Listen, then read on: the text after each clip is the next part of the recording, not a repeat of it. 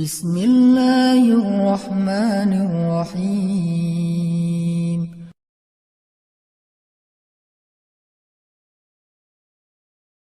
Bagaimana ikhlas itu bisa merubah sesuatu yang sedang kita alami, baik itu musibah ataupun itu anugerah.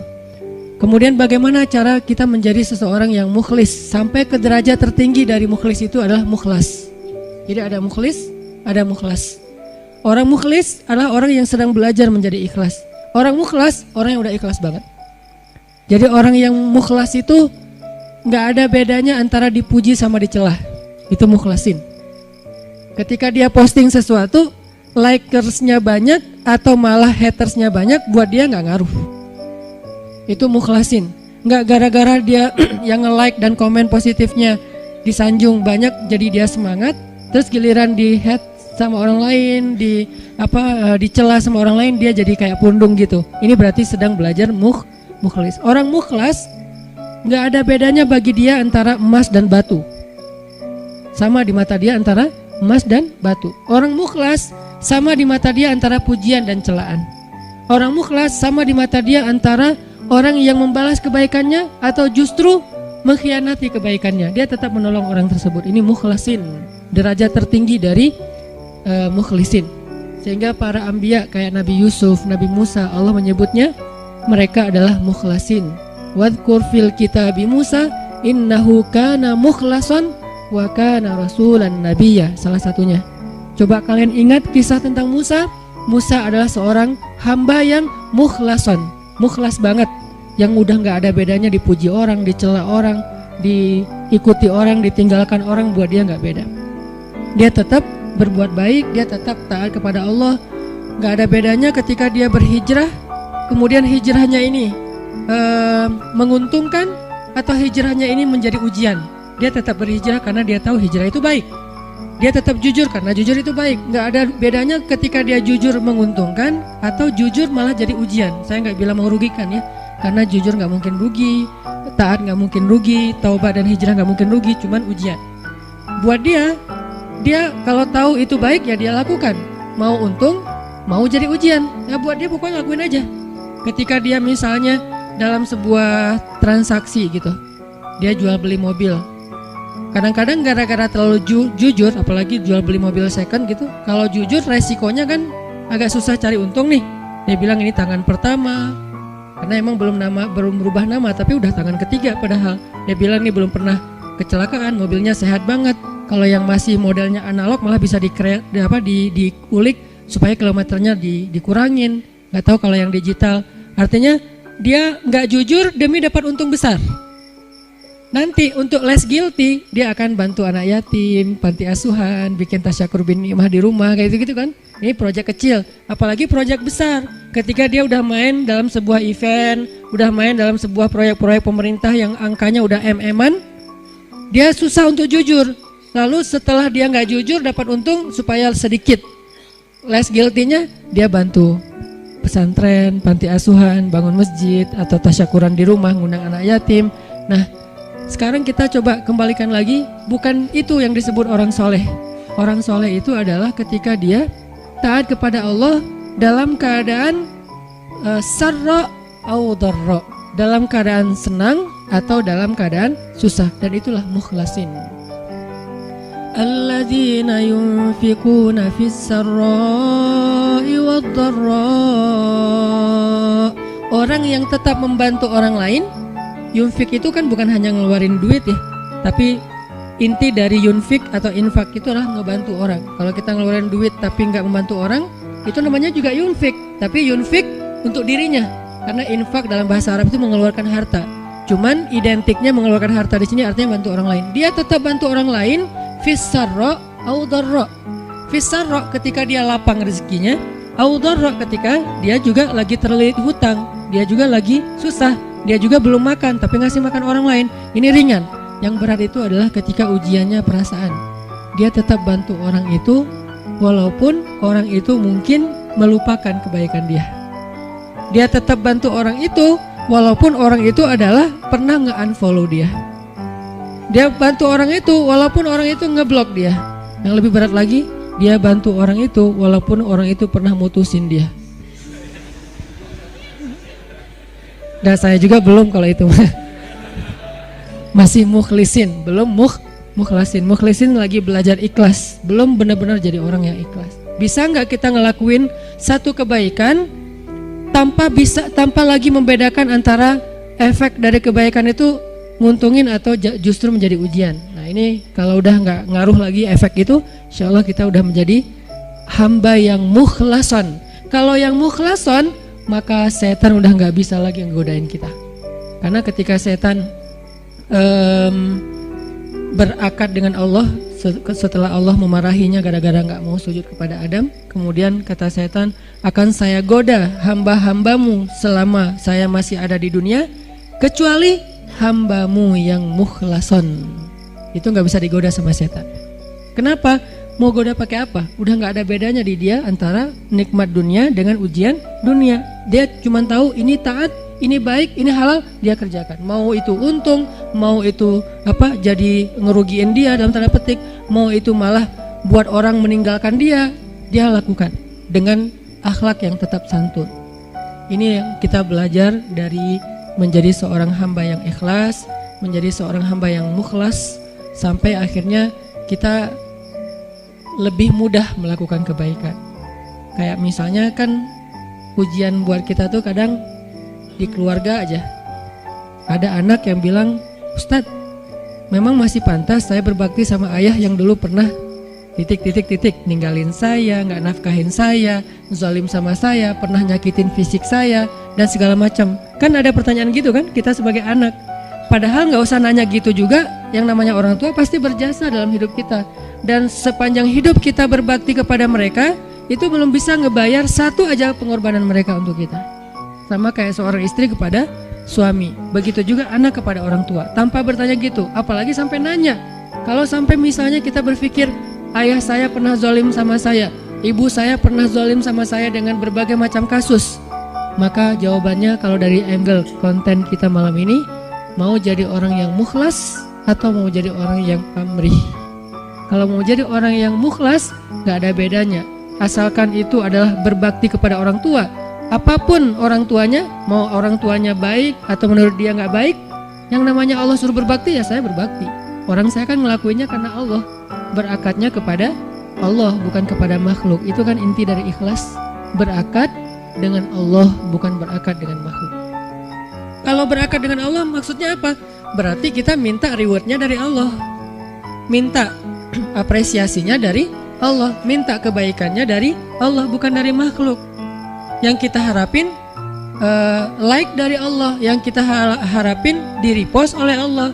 Karena ada sahabat-sahabat yang captionnya pernah di-repost sama Allah di Al-Quran. Salah satu sahabat yang captionnya di-repost siapa?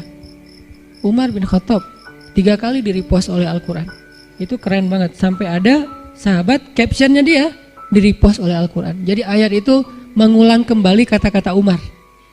Salah satunya di surat At-Tahrim, kemudian nanti ada di surat Al-Anfal, kemudian ada juga di surat Al-Ahzab. Allah nge-repost kata-kata Umar bin Khattab.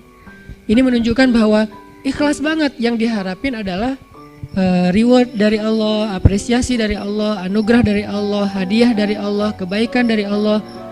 Ustadz, kalau misalnya nggak berharap apa-apa bahkan dari Allah, itu bukan ikhlas. Karena makna ikhlas itu bukan tidak berharap apa-apa. Makna ikhlas itu murni. Arti murni, berharap hanya kepada Allah.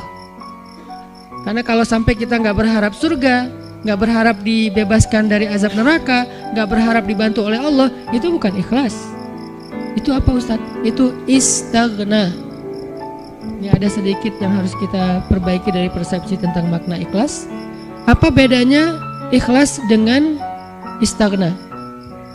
Kalau ikhlas tidak berharap kecuali kepada Allah. Kalau ke Allah dia berharap surga.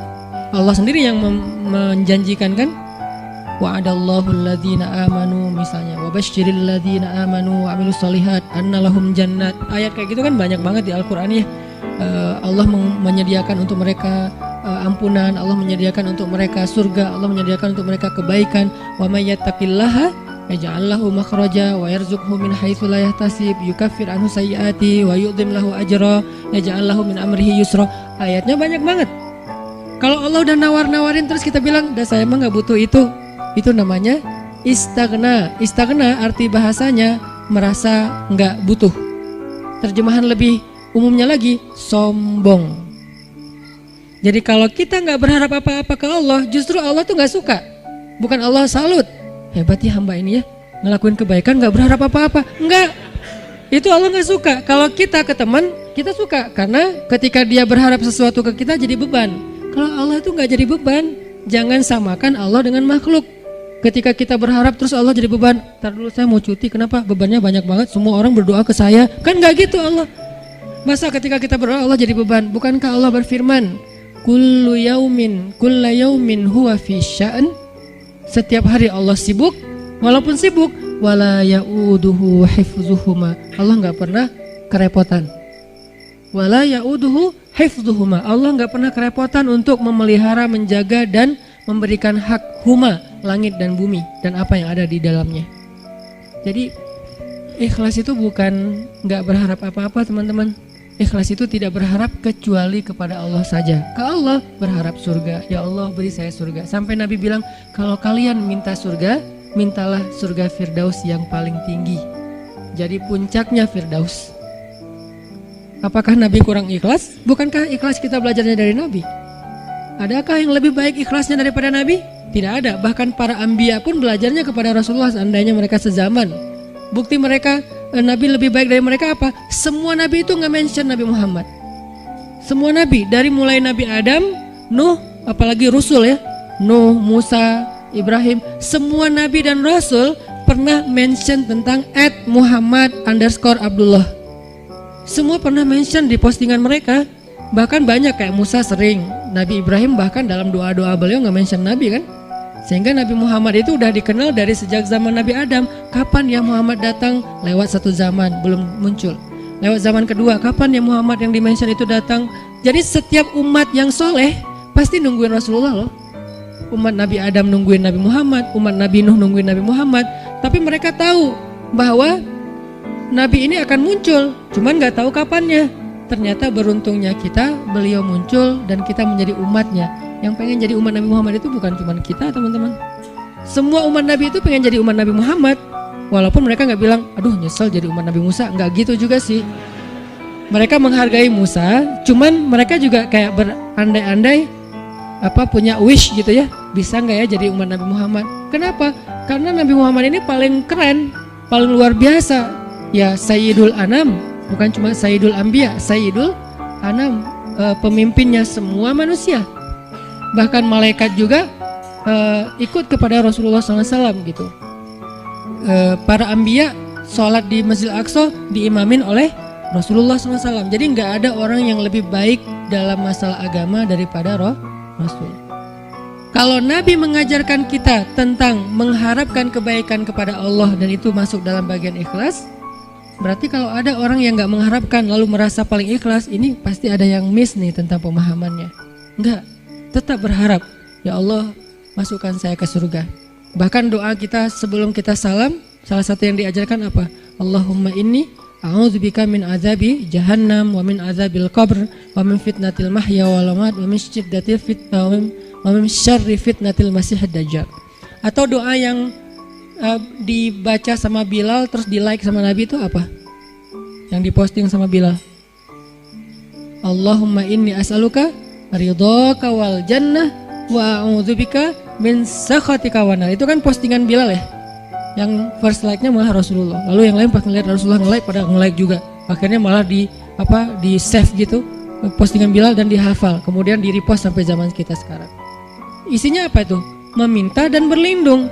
Berarti mengharapkan kan? Meminta berarti mengharapkan surga dan ridho Allah.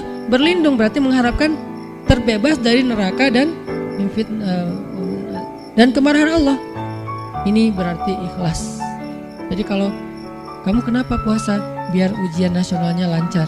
Oh gak ikhlas tuh. Ikhlas kalau berharapnya ke Allah. Kenapa tahajud? Biar nilainya bagus. Ikhlas kalau berharapnya ke Allah. Kenapa ini? Karena ini. Kenapa ini? Baik urusan dunia maupun urusan akhirat selama halal ya. Karena kalau kenapa sekarang kamu rajin tahajud, biar gua bisa dagangannya laku. Padahal dalam berdagang dia banyak curang. Ini nih agak klise nih. Klise sekali ya, mirip-mirip dengan orang Khawarij di zaman sahabat. Sampai Nabi bilang gini, ini klisenya Khawarij ya. Kalau di zaman kita menurut sebagian besar ulama, dan saya sepakat dengan itu, seperti ISIS. Klisenya Khawarij itu apa? Kata Nabi, kalau kalian membandingkan ibadah kalian dengan ibadah mereka, maka kalian akan meremehkan ibadah kalian. Saking ibadah orang Khawarij itu luar biasa. Itu soleh banget dari sisi ibadah ya. Taat banget, rajin ibadah banget. Sampai di zaman sahabat ada orang Khawarij lagi selesai perang, mereka istirahat di bawah sebuah pohon korma, duduk di atas kepala para sahabat. Jadi ada sahabat yang dipenggal kepalanya, mereka duduk di atas kepala sahabat yang habis dipenggal, istirahat, tiba-tiba jatuh buah kurma. Pas buah kurma jatuh, temannya ngambil. Kata temannya yang lagi duduk di atas kepala sahabat bilang, jangan makan, itu kan bukan hak kita, karena kita belum minta izin kepada pemilik. Giliran satu butir korma, mereka mikirin halal haram, tapi di bawah mereka lagi didudukin kepalanya para sahabat yang dijamin masuk surga. Klise kan?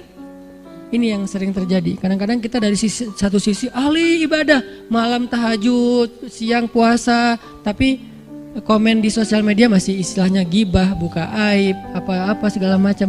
Ini berarti kita kayak agak sedikit aneh gitu kesolehannya. Nah, termasuk orang yang pengen jadi orang baik tapi nggak mengharapkan apa-apa. Sampai ada syair, dan saya agak kurang setuju dengan syair ini, mengatakan, ya Allah, kalau saya berbuat baik karena pengen surga, tutuplah pintu surga itu dari saya, gitu kan ya.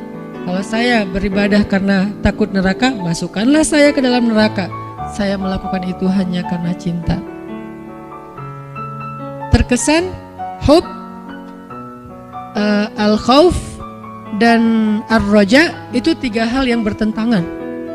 Padahal tiga hal ini tiga-tiganya bagian dari iman. Hub, cinta, bagian dari iman. Kita harus mencintai Allah lebih dari segalanya. Khauf, takut kepada Allah, bagian dari iman. Sampai Nabi mengatakan, Ra'sul hikmah makhafatullah. Puncaknya orang yang berilmu itu takut sama Allah. Jadi orang yang paling takut pada Allah, yang paling banyak berilmu. Innama yakhsyallaha min ibadihi al-ulama. Orang yang paling takut kepada Allah di antara hambanya adalah orang yang berilmu. Begitu juga dengan ar-raja. Siapa yang mengharapkan kebaikan di sisi Allah, maka dia mendapatkan apa yang diharapkan, termasuk niat. Maka yang paling tepat di antara makna ikhlas, ikhlas itu tidak berharap kecuali hanya kepada Allah. Kalau berharap kepada Allah, itu semuanya ikhlas. Kalau nggak berharap apa-apa dari Allah, namanya istaghna. Dan ayat tentang istaghna, kalla innal insana la yatgha ar-ra'ahu istaghna. Manusia itu akan banyak berbuat dosa ketika dia merasa dirinya serba cukup, nggak butuh lagi kepada Allah SWT.